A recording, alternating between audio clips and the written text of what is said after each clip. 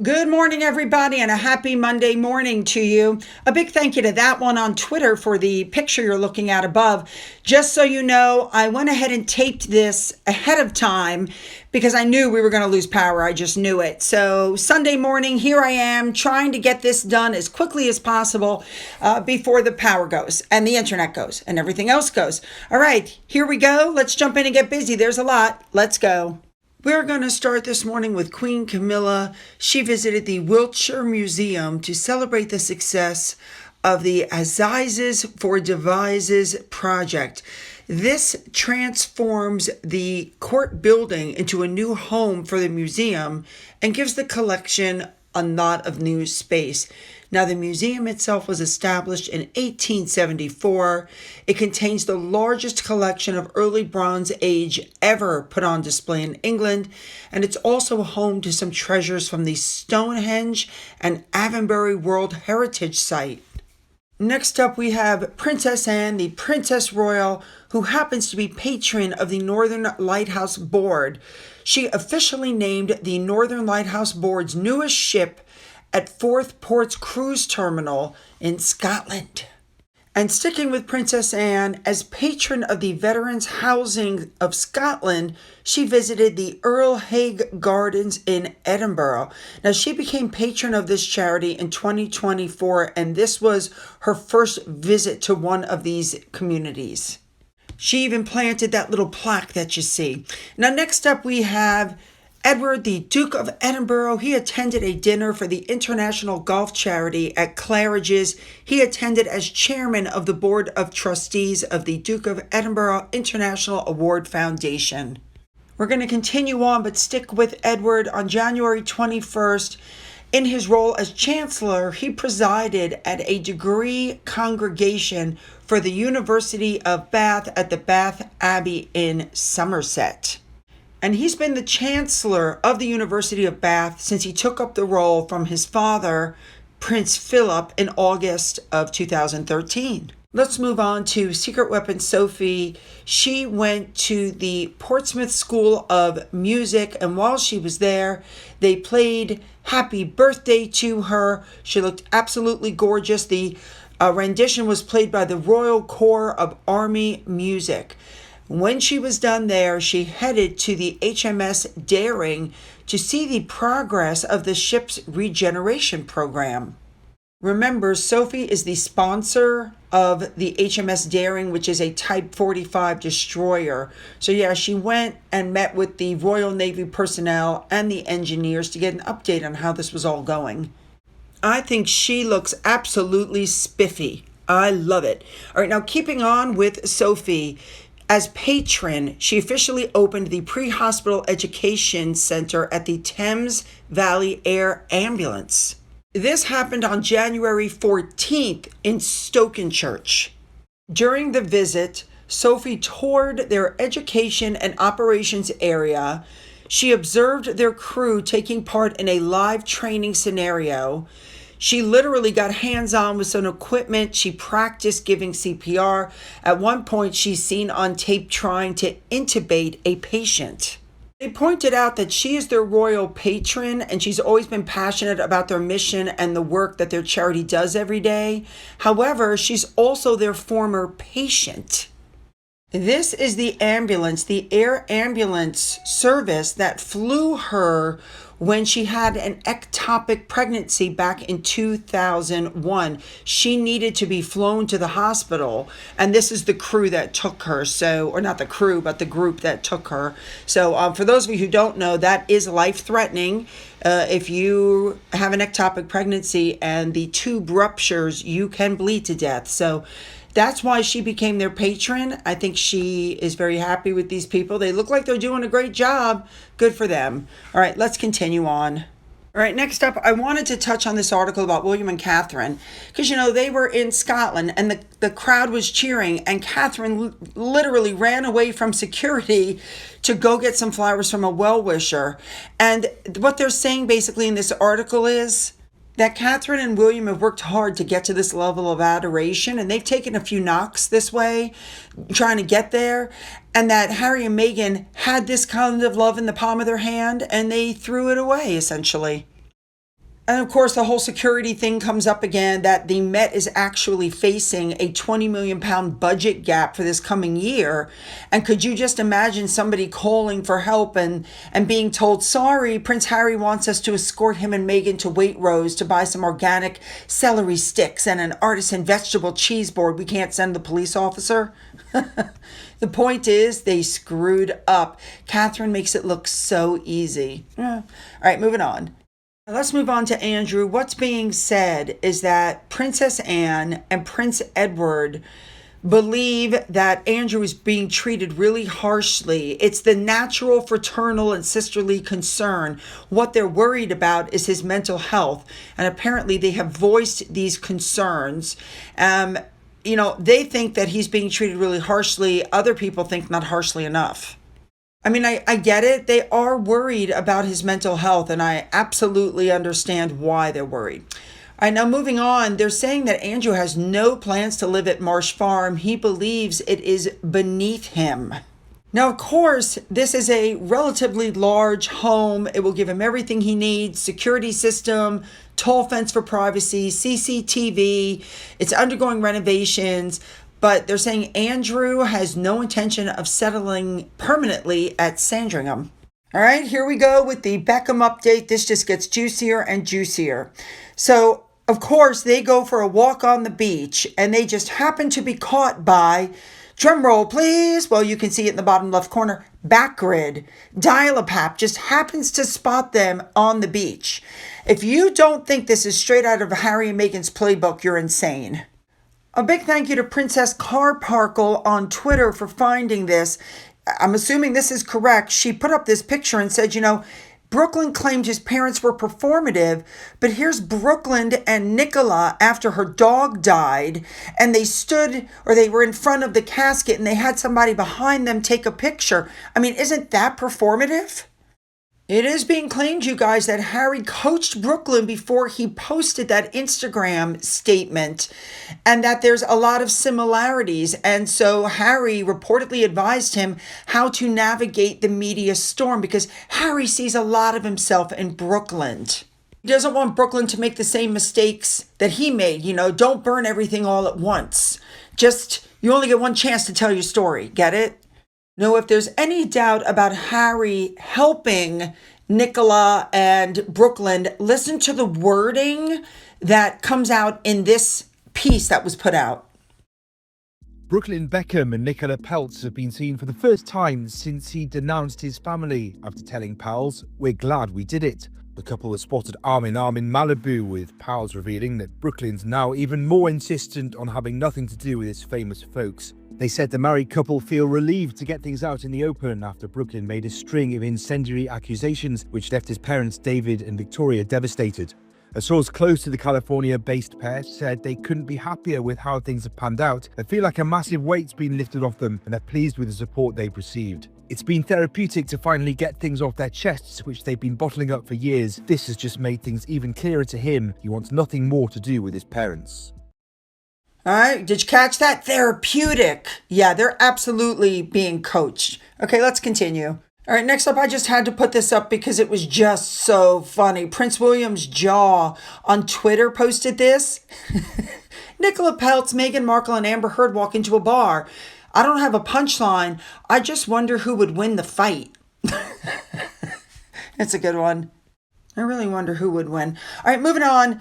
Are you ready for this? Mason Harriman put up a post and compared Harry to Carolyn Flack. I mean, the guy is delusional. Are you serious? Not even close to the same thing. Oh my God.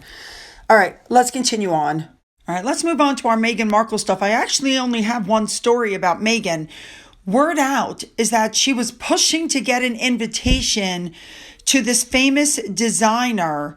Remember him, Valentino? He passed away at the age of 93. His funeral was coming up, and reports were coming out. Just like she pushed her way into that Paris fashion show, she was trying to push her way into this man's funeral, which was taking place in Rome. It was a big opportunity for her to hobnob with people. Well, the funeral went ahead. It appears that her attempts totally failed. It was a beautiful funeral. And who was there? A-listers, models, designers, big name people, the exact kind of people that she wants to get to know. So whatever attempts she made to try to get in behind the scenes were a complete failure, thank God, because she would have ruined the funeral. Could you just imagine her sitting there trying to hobnob with these people who don't know her, who don't care about her, and, one tear left I go. You guys get where I'm going? So I'm glad she didn't make it, but rumor out is that she really did try hard to get there, but she was rebuffed. Oh well. Now really quick, when I saw this picture, I looked up at the name of the basilica. Here it is a little closer, and I was like, why does that look so familiar? Well, there's a reason for that. That's because when my husband and I were in Rome, that basilica was literally right down the road from our hotel. This is the picture that I took. So in case you guys are wondering what the inside of that basilica looks like, here's the video that I shot several years ago when we were in Rome. If you're not interested, skip forward 2 minutes.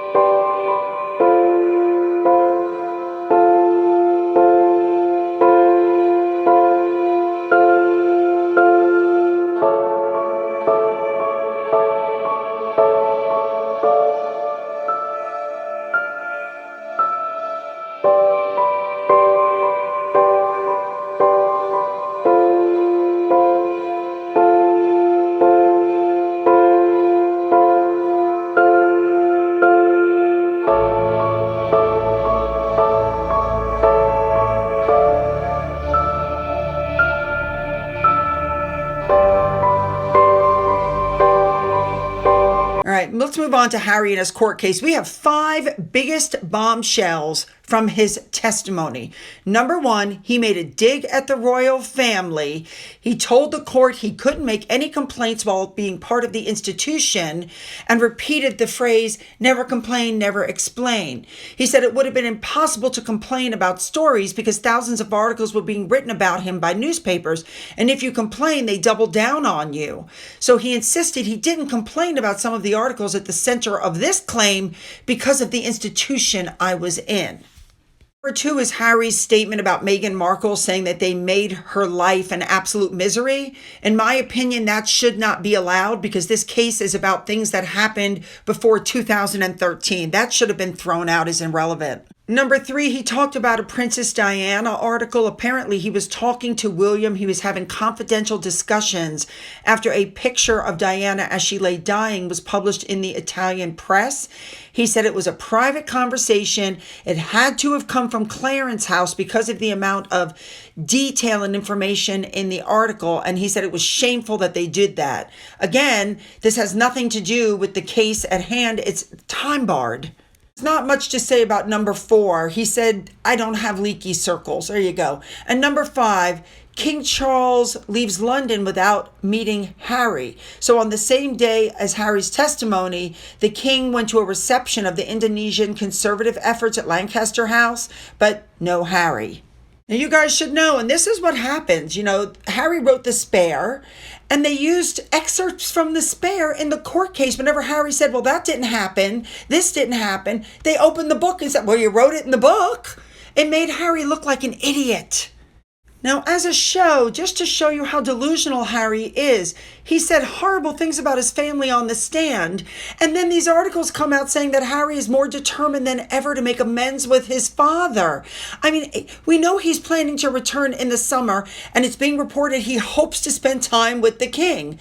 They have trips planned, apparently, allegedly, for July and August.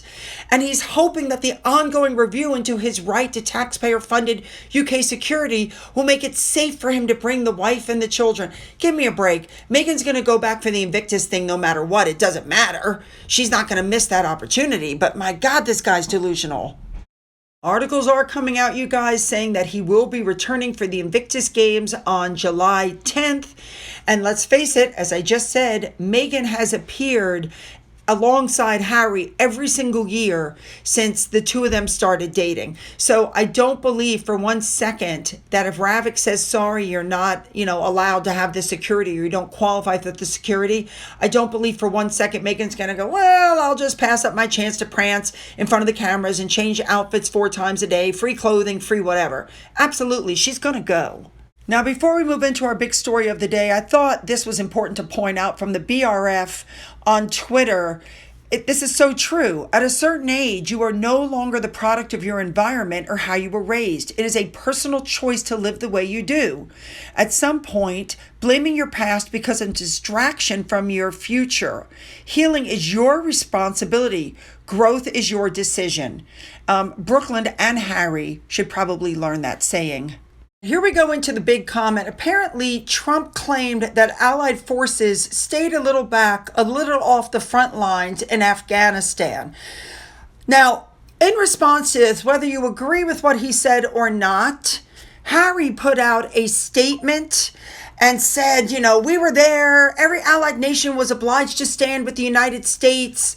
And I served there, and I made friends there, and I lost friends there. And he basically came out screaming at the president.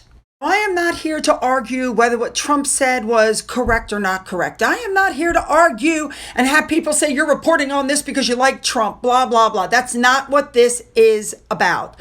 What this is about is Harry attacking the president of the country where he lives. Let's not forget just a little bit about Harry here. While he has stepped back from the royal family, remember, as he's reminding everybody, he's a member of that royal family, and they're not supposed to make political statements like this. They're supposed to be apolitical. Harry, who proudly gave a kill count in his book Spare. Harry, who's literally, military says he's turned on them. They don't want anything to do with him. Now, I want you to remember, this is Bunker Harry, the same Harry that was taken to safety by a team when his battalion was, attacked. He didn't actually fight. He was never, ever in danger. He played being a soldier, but he was never actually in danger. So let's be honest, guys, what usually happens when there's bad PR about Harry and Meghan? They try to turn the narrative. So I firmly believe that Harry's running his mouth because he wants to get the attention off of the court case and the fact that he made a fool of himself on the stand. That's my personal opinion. Harry wants attention. That's what Harry wants. And Harry and Meghan are trying to change the narrative. So it wasn't long after Harry put out this statement, again, against the president of the very country where he lives, and he's hoping that they'll pay for his security. Then boom, here comes Meghan. She pops up with pictures, and they're all Invictus. Now, this is, number one, to get the headlines on her, because, she's done that before. She doesn't really support Invictus, let's be honest. But this is the idea. Invictus is floundering. The number of people participating is steadily dropping. The number of people going to watch is steadily dropping. And so here's a chance to boost Invictus and at the same time cover up the crap that's going on in the UK with Harry and his case. It doesn't take a genius to see what's going on here. I just think it's pathetic, as usual. Well, my guys, you know I want your comments. The power may be down, but my phone is still working. So leave them, make them good. Don't forget to hit the like and the subscribe button and the bell for all notifications. Then go down into the description box where you'll find the link to my Twitter, my Gettr, my Rumble, my email, a link to my second channel, a link to my father's book, which is still up for sale on Amazon, and a link to my Amazon wish list, as well as a physical address. For those of you who have donated to my coffee fund, thank you so much. And as always, you guys, have a great day.